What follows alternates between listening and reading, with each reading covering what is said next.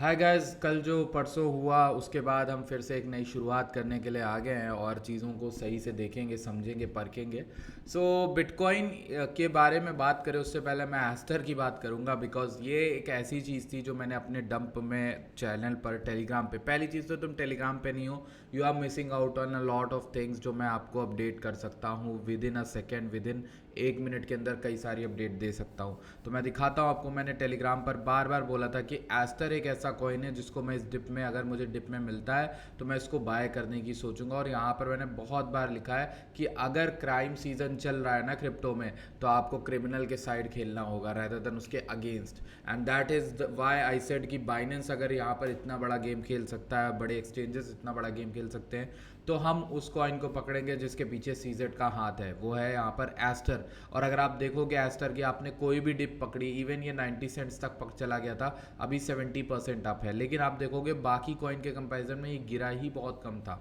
अगर आप नोटिस करो तो 1.24, 1.34, 1.5 ऐसी कोई एंट्रीज आपको मिल रही थी, वहाँ से आपको 20% का मुनाफा तो दिन में हुआ है। और अगर नीचे से अगर हम देखें 1.2, तो कल ही शायद ये मेरे ख्याल से गया था, तो उसमें यहाँ पर 30% का प्रॉफिट आपको खुद ब खुद मिल रहा है स्टर में। और इसमें एक बड़ा स्वीप वाला कॉन्सेप्ट बनता है ना, कि नीचे स्वीप करके इस सपोर्ट के ऊपर ये होल्ड बैक कर रहा है। ये एक अपडेट थी, मैंने आप लोगों को बता दी। भाई टेलीग्राम पर ज्वाइन करोगे तो ये सब चीज़ें मिलती रहेंगी, ठीक है। आप सोच रहे हो कहाँ बोला था, क्या हुआ था, वो सब देख लेंगे।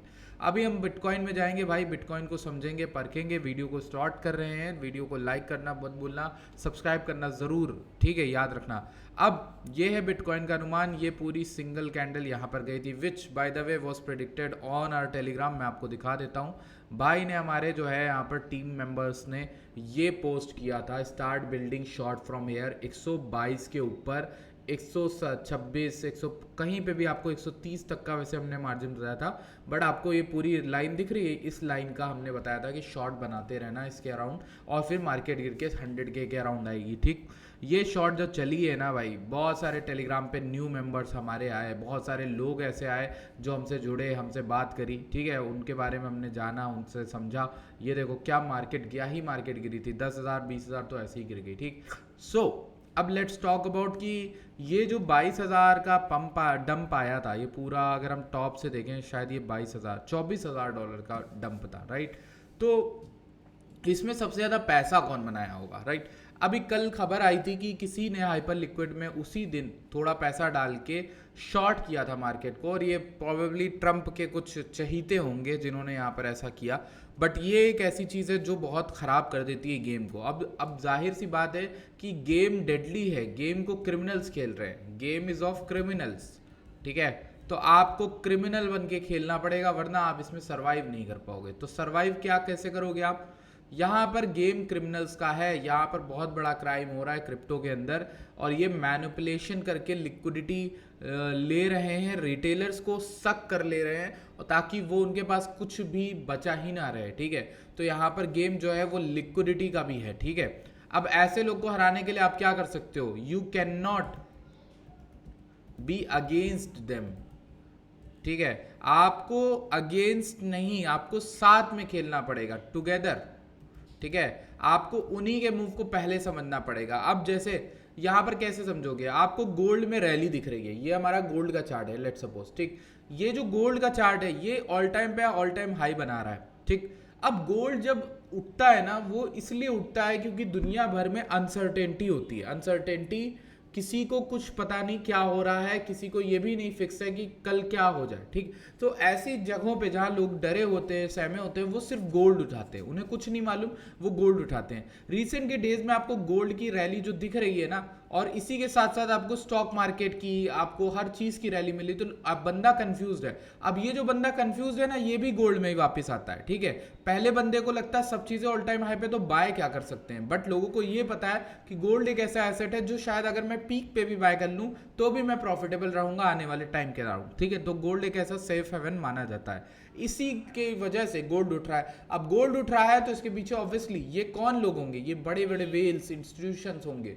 ये अगर गोल्ड को एक्यूमुलेट कर रहे हैं इस कंफ्यूजन में, इस डर में कि ट्रंप कुछ भी कर सकता है, कुछ भी दुनिया में हो सकता है, इसका मतलब ये है कि गोल्ड आपको बहुत कुछ बता रहा है कि जितने बाकी एसेट्स हैं उनमें खतरा मंडरा रहा है। ठीक। उनमें खतरा इसलिए मंडरा रहा है क्योंकि अगर कोई गोल्ड उठ रहा है तो ऑब्वियस है वॉर और या फिर अनसर्टेनिटी या फिर टैक्सेशन या फिर गरीबी भूखमरी कुछ भी होता है तो आपको गोल्ड में रैली देखने को मिलती है और जो बड़े लोग होते हैं वो ऑलरेडी गोल्ड को बाय करने लगते हैं। तो गोल्ड की रैली मुझे मेरे हिसाब से ये बता रही है कि मार्केट में मेकर्स बैठे हुए हैं ready to do something big crazy जो हो सकता है। और ये जो था ये सिर्फ और सिर्फ एक एग्जाम्पल था कि कैसे बिटकॉइन भी एक ऐसी इतना मैच्योर नहीं हुआ है कि वो यहाँ पर मैनिपुलेट ना किया जा सके, खासकर तब जब यूएस का प्रेसिडेंट खुद इसके पीछे हो। तो आप देखो यहाँ पर 20% का डंप आपको बिटकॉइन में ऑलरेडी मिल गया, ठीक है। अब बिटकॉइन में ये जो फुल रिकवरी दिख रही है हमें कि भैया अच्छी खासी रिकवरी मार दी, 101 पे गया था। इनफैक्ट मैंने 105 पे लॉन्ग किया था,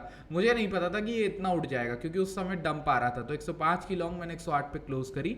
अब इसमें ना पोटेंशियली अगर आप डंप का वो देखोगे कि भाई कहाँ तक जा सकता है, तो मेरा अनुमान ये है कि मैक्स टू मैक्स इसको जाना चाहिए यहाँ तक 116 800 117 तक मैक्स गया लेट सपोज, या फिर यहीं से भी ये पलट के नीचे आना चाहिए। मेरे हिसाब से ये वाला लो स्वीप करना चाहिए जिसके नीचे लोगों ने एसएल लगा रखा होगा। अब मेरा अनुमान ये कहता है कि जो मेरे इंटरेस्टिंग बाय जोन्स बिटकॉइन में रहेंगे वो तब रहेंगे अगर वो वहाँ होल्ड करता है।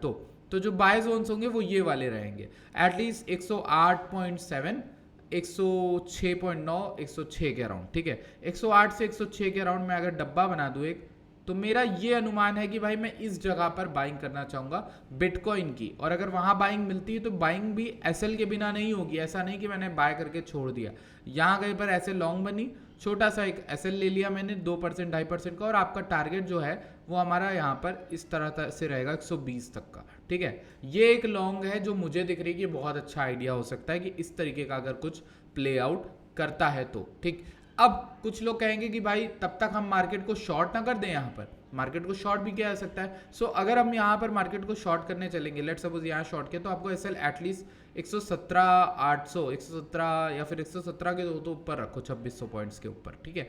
आपने यहाँ पे मार्केट को शॉर्ट किया, आपका जो टारगेट रहेगा ना यार मिनिमम लो रहेगा ये वाला 109 400 का, ठीक है। तो इसमें भी आपको अच्छा खासा 2:1 बन रहा है। अगर मान लो पूरा ये मूव आ जाता है नीचे तक का, तो ये आपको 3:1 की ट्रेड मिल जाएगी। तो दो ही ट्रेड आपकी बन रही हैं जो मैंने आपको समझा दी कैसे क्या बन रही है, ठीक है। अगर बनती है तो इस तरीके की कोई ट्रेड बनेगी। इसमें आप दो जगह पैसा बनाओगे, पहले तो यहाँ तक राइड करोगे, फिर यहाँ पे लॉन्ग भी ओपन कर सकते हो, वो आपकी एक अच्छी लॉन्ग होगी, ठीक है। ये हमारा प्लान रहेगा बिटकॉइन के अंदर। Let's talk about Ethereum, right. तो इथेरियम में बात करें, अगर हम पूरे का एरिया देखें तो वो एरिया जहां से इथेरियम रिटेस्ट करके में भी गिर सकता है, दैट एरिया इज 4235 टू 4283, अगर यहाँ पर कोई अच्छा सस्टेनेंस नहीं आया। तो इथेरियम में भी ऐसे ही आपको ट्रेडिंग प्लान बता देता हूँ। आप चलो हड़बड़ी में जल्दी ट्रेड शॉर्ट कर रहे हो तो आप यहाँ पे सेल रखोगे 100 पॉइंट ऊपर 4292 या 4300 के ऊपर। अगर आप थोड़ा रुक के शॉर्ट करते हो 4200 के ऊपर, तो आपका जो एसएल होगा वो एटलीस्ट 4400 के पास होगा। 3.67% का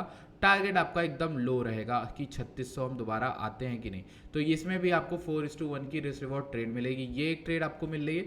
दूसरी, आप यहाँ पर अगर नीचे से विक फिलिंग को देखते हो, ठीक है, लेट सपोज ये वाला, तो भी आपको यहाँ पर इसके लो का लॉन्ग मिल रहा है। तो मतलब आप लॉन्ग बनाना चाहते हो इथेरियम में, सो लॉन्ग बनाने की 3700 से लेकर 3500 तक बाय कर सकते हो। नीचे कहीं 1-2% का आप एसएल लगा सकते हो, और टारगेट आपका फिर से वही 4000-4500 तक, मान लो 4500 मिनिमम होगा, ठीक है।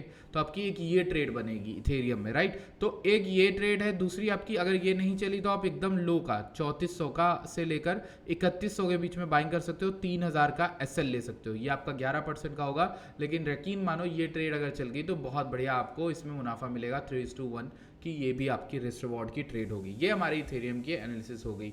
एस्टर की मैंने आपसे बात कर ली है, ये एस्टर है, काफ़ी अच्छा लग रहा है मुझे तो। अब आप लोग का क्या कहना है, आप लोग मुझे ज़रूर बताना, ठीक है। डिप में अच्छी खासी करेक्शन भी आ गई, 0.5 के लेवल पे है। यहाँ से अगर रिजेक्ट करता है तो दिक्कत है।